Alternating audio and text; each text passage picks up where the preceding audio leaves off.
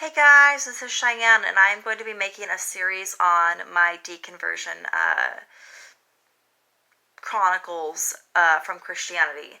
So, in this video, I'm really going to discuss why I left Christianity and all organized religion. And in another video, I'll be discussing my horrific abuse encounters repeatedly from so many different Christians. And then I will be making another video on awful Christian Bible verses that are found, like I said, in the Bible, about rape, pedophilia, incest, beating people, oppressing women. This is a series, but this is chapter 1. Why I left organized religion. So, great story. Let me give you some context. I grew up in a somewhat Christian household, very abusive and toxic, but we claimed to be Christian and went to church on again, off again. And as a child, I clung to God. I clung to God because I was going through some really terrible things that I'm not ready to talk about. And I clung to the idea of God and the comfort of God for years. And I will still attribute my belief in a higher power to getting me through horrific years of toxic abuse. Now, moving on, I'm struggling with a lot of different things in my early 20s. I'm still in my early 20s, but I'm struggling a lot with several different things. And I put myself in very dangerous situations repeatedly. And this is why I still believe in a higher power, because there have been so many times that I have almost been killed and I have been saved. But that is for a different video. But anyways, so I was kind of struggling. I always had this internal battle of always feeling connected to God, a higher power, and struggling with my own personal things. Yet, because I was raised in a somewhat Christian home, my idea of God was the Christian God. Yet I never really felt truly connected to Christianity or the Bible or Christians. Most of my encounters of Christians were very, very uncomfortable and very toxic. But in my mind, you must be a Christian because God has helped you through so much and He has spared your life many times. And you must be a bad Christian because you don't feel comfortable in churches. You don't like the encounters you have with most Christians because most Christians have repeatedly treated you downright terrible. Because I'm different. I'm a free spirit. I say what's on my mind and I'm very open. And also, I have been bisexual my whole life. And so I now realize that it's okay to be bisexual or whatever orientation you are. That I always had this internal like what I thought was like a demon or a sin within me of being bisexual. So I vented to people in my church of like, how do I overcome this? How do I overcome this? And they were just all terrible. I had one lady say, well, I don't want you to go to hell. And I just had just awful encounters. I was friends with a girl in church, and when she found out that I was bisexual, she wouldn't hug me anymore. And it was like, oh, okay. It was really bad. It was really bad. So, like I said, I had that internal battle of I love God, but I don't really like churches. But in my mind, I always tried to overcome this. I spent years trying to be the perfect Christian. I literally read like every single article on Christianity that I could find. I spent literally hours all day praying, reading my Bible, studying my Bible. And when I studied my Bible, yes, I found awful things, but I just, chalked it up to, oh, that's the Old Testament. It doesn't apply now. God was different back then. Jesus came to abolish the Old Testament. And like I said, I'll make a whole other video on the toxic things of the Bible and cop-out arguments Christians use that I told myself of, oh, that's the Old Testament, and no. It's most of it, these Bible verses in context are still vile. And, Even Jesus Christ himself says that he did not come to abolish the Old Testament, but to fulfill it. Look it up. I'll make a whole other video on that. But anyways, so I was just throwing myself into Christianity, and I eventually got into ministry. On this very YouTube channel years ago, I was uploading Christian videos. I made not one, not two, but 3 online Christian web pages. And I didn't realize I was being really fake. In my mind, it was, oh, I love God. I've had, God spare my life countless times, get me through my horrible childhood. And there must be something wrong with me because I'm not feeling connected. So I must throw myself into Christianity and throw myself into ministry. And I was a Sunday school teacher. And, I was just really doing some soul searching. So like I said, let me back up. I had so many awful toxic encounters with Christianity. Not only did I find vile Bible verses that I could barely stomach, but I was repeatedly abused and mistreated by people in the Christian church. Not just one Christian church, but many. And it's, really comes down to the fact that I'm a very open individual. I'm a very quirky individual. Like I said, I say what's on my mind. I'm very open, and I just don't fit in with most Christian crowds. I remember one time these girls decided to have a party. We were all in our early 20s, and they just invited me and said that I was not welcome because I did stuff that bothered people. I said things that bothered people. So many other encounters.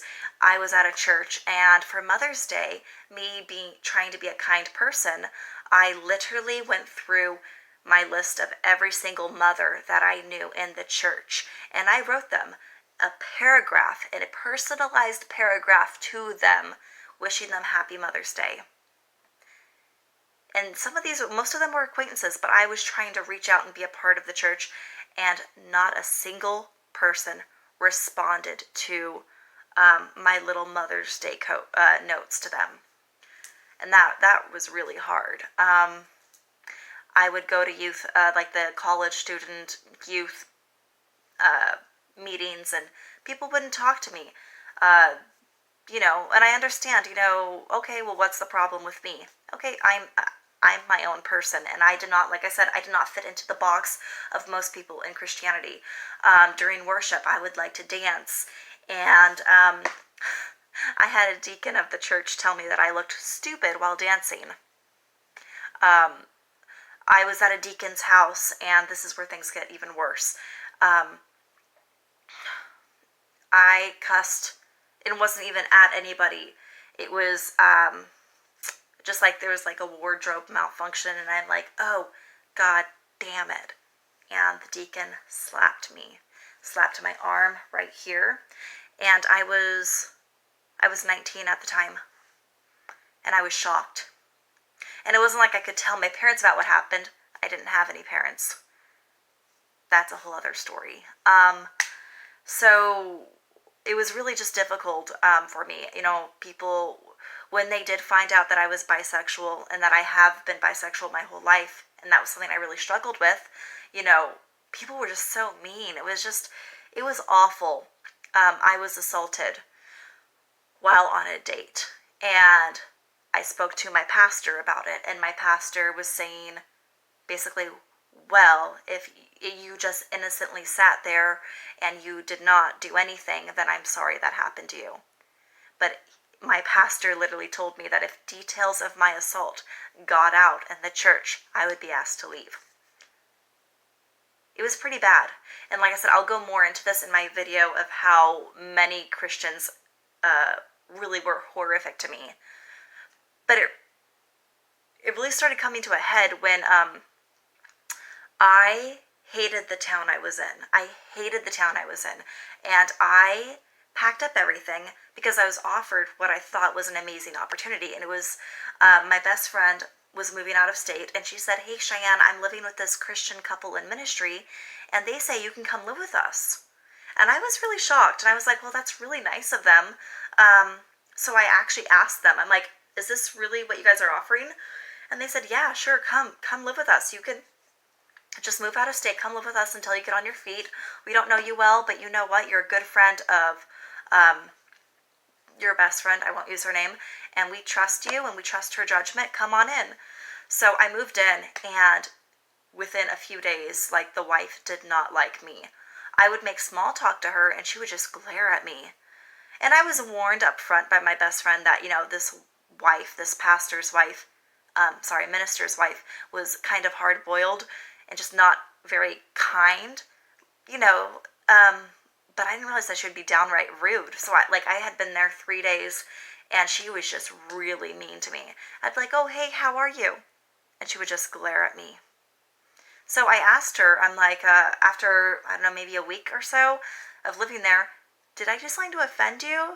She says, no, just try not to talk to me as much. And I was pretty shocked. She's like, just try not to talk to me as much. I just don't like people talking to me. I'm like, okay. So I would thank them. Thank you for letting me live in your house. I really appreciate it. I'm looking for work. Like, I had a job lined up the day I moved in. Actually, I'm still at my job now. So, I was getting my stuff together. And the wife was just really rude. Like, I bought food for the house. I cleaned the house. Every day I would say, hey, do you need help? They asked me to watch their children. I would watch their children. I was, like, I tried to be a nice person. Like, I look at this objectively. What did I do wrong? And honestly, overall, I was a really nice person to them. And anyways, so it got really, really bad. Life just threw a curveball at me, one right after another. My car broke down 3 days after I moved out of state, so I had to buy a new car, which wiped out my savings. And then I was diagnosed with a disease, and my health failed. So I was like not able to go to work for a couple weeks, a couple months, on again, off again. I was sick. And then someone close to me tried to commit suicide, and it all happened within a few months. And these people offered no support to me. And they were in their 30s. So in hindsight, they really weren't that old. But, he was a minister. He got his master's in pastoral care, and he was mentoring people. And so he would mentor my best friend, and he would always have these women come over to his house and mentor them.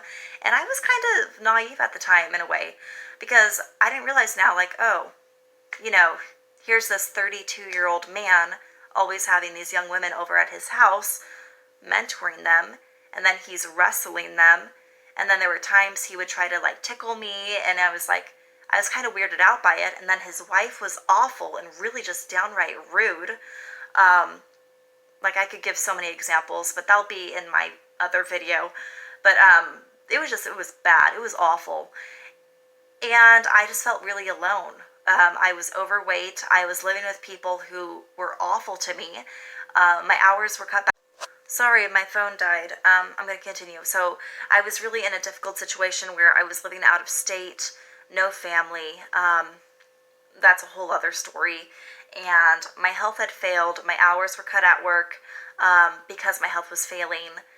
And, someone really close to me tried to commit suicide, and they were in a coma, and it was really awful. I didn't really have anywhere else to go, and I contemplated living in my car. But to these people's credit, they did not kick me out, and I'm grateful for that. But they were horribly awful, abusive, and toxic to me, and very, very creepy, just downright rude, especially the wife. She is really not a kind person. When I finally did move out, I'm fast forwarding a lot here, but when I did finally move out, my health improved. I had already left Christianity, but I went in to get my mail. Like, I asked if it was okay for me to come back into the house and get my mail, and the wife told me, never come back in my home. I just don't like you. And it was funny because, 3 days before I moved out, I even offered the wife some of my food, and even, I would, just to be nice, I'm like, oh, here, do you want some of my food? And, I shared with her, and I even, right before I moved out, I was still watching their children, and buying food and whatnot. And that's just an example of how awful of a person she was. And I am working on forgiving her. But anyway, so it just kind of started coming together for me where it was like I had always been abused consistently. Consistently, I had been abused by different Christians. And I was really doing some soul searching. This is like right when I'm about to leave Christianity, is that I'm doing some soul searching and I'm like thinking, I'm always connected to God. I feel a presence, a higher power around me. But then when I read the Bible about, mass genocide, beating of slaves, owning slaves, oppressing women, marrying off young virgins, which is historically speaking probably teenage, preteen girls, it's just awful. And I started just like realizing that, these weren't the first people in ministry that I had lived with. I had lived with another couple in ministry when I was like 19, and they were awful to me. In fact, the wife was the deacon who slapped my arm when I cussed, and that was awful. And I tried to be nice to them too. And so I looked at it objectively, like, what am I doing wrong? Like, why am I still involved with not just one church ministry couple who were awful to me, but I move out of state with the promise of living with a new church couple who were going to be nice to me, and they were supposed to treat me nicely, and they treated me terribly, like shit. And then, when I got assaulted, my pastor blamed me for it, and it was a consistent thing.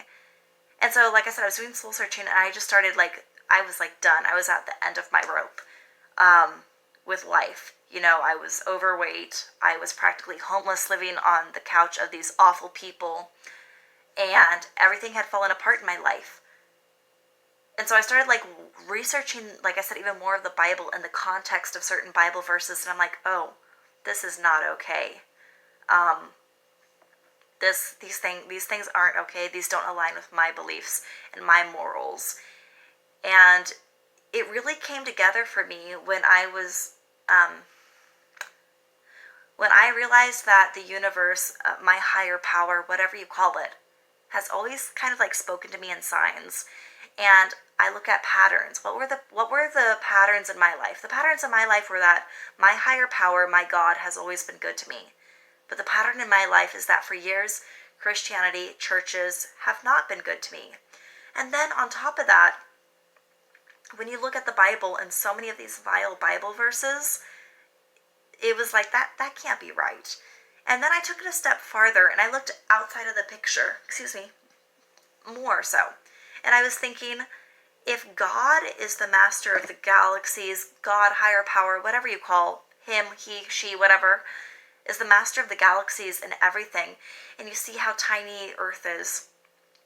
And yes, I believe in a higher power, a creator, because look how diverse everything is. It's just not by chance that the Earth exists and we are just a tiny drop of sand in a complete ocean of galaxies. I definitely believe in that, especially with my consistent miracles that have happened in my life, which will be another video. And anyways, so I was thinking, okay, well, if I'm going to call him God, and I'm going to refer to him as he, but you can go refer to universe as she, whatever, is the creator of it all, and there's so many different cultures and diversity among religions, then wouldn't it be just messed up to say that only one is the right one? And if you don't know, you're born into the wrong family, who are born and they practice a different religion than you, or you are born in a country that doesn't know of necessarily the right religion, well, all of those loving, innocent people will die and go to hell for all eternity. Yet you can be, a pedophile, rapist, murderer, and then repent to your Lord Jesus Christ, a man who isn't even historically accurately depicted. He was a dark-skinned man, and he's always depicted as this white dude on a cross. If you don't repent to this man that you have never met before, you don't even really know what he looks like for the most part, then you can go to heaven, right? And I just was thinking, either God really doesn't care about which religion you choose, because he's not giving us a universal clear sign that one religion is right. We can say, oh, Christianity has all of these awesome miracles documented. Yeah, I believe people can perform miracles. But look at the Quran. Look at other religions. There are people who claim miracles and they give the credit to different gods and goddesses. No one religion is universally clear. So either God is one of two things, in my opinion. Either he really doesn't care which religion you have because he has not made it clear which one is the right one, and he really mainly focuses on the heart. There's good and, people with lovely hearts, and there are people who are broken and hurt others, and there are people who are evil. And everyone's a shade of gray, okay? But what I'm saying is that either he focuses on the hearts, and that's why he hasn't given us a universal, clear sign of which religion is the right path, because there's no one right path. It's a heart issue. It's like looking at the heart of a person and then determining who they are. Or God is a douche and has been like, oh yeah, Christianity is the right one. Here's this Bible full of Bible verses that are absolutely awful and terrible. And if you don't, repent to my son who died on the cross, who you don't even know looks like, and you've never met, and, only a small percentage or only a percentage of the population believes in my religion, and the rest are going to go to hell. Even those people who are part of that village who has never known of Christianity, they're going to hell. Or, if someone's born into a Muslim family and they, were raised to be Muslim their whole life, and they have no real reason to follow my chosen religion, because a lot of Christians are douches. Let's call it for what it is. Not all of them. There's some good Christians out there, but a lot of them are jerks. I know firsthand, and I was one of those jerk Christians too. So either God's a douche who hasn't made it very clear which religion is the right one, and if you choose the wrong one accidentally, you're doomed for all eternity, or God, your higher power, Mother Goddess, doesn't care, because it doesn't matter which religion you choose. A building, a book, whatever the hell religious tool you want to connect with your higher power. Because you know what? It boils down to your heart and who you are as a person. That's what matters. So once I realized that, and then I realized that I have been around and lived with people in ministry who were absolutely terrible and toxic, it was like, ding, ding, ding. God's been good to me. My higher power has been good to me. But the church has continually abused me and oppressed me, and the Bible is full of awful, toxic things. And I think the master of the universe really doesn't care who I sleep with, or, if men have long hair or whatnot. Like just the stupid, petty Bible verses of like, oh, you can't wear a cloth made out of two different pieces of fabric. And, it's stupid. And I know people are going to say, oh, you're listing Bible verses out of context. Remember, Jesus said that he came to fulfill the Bible in the Old Testament, not abolish it. And I'm going to make another video. Like I said, check it out. Hit like and subscribe if you want to see more videos about Christianity. I don't want to sound like I'm hating on Christians. I'm not a hateful person. But the concept of Christianity is terrible, and the experiences I have faced more than once are terrible. So I love you all, and I'm out. Peace out. Hit like and subscribe.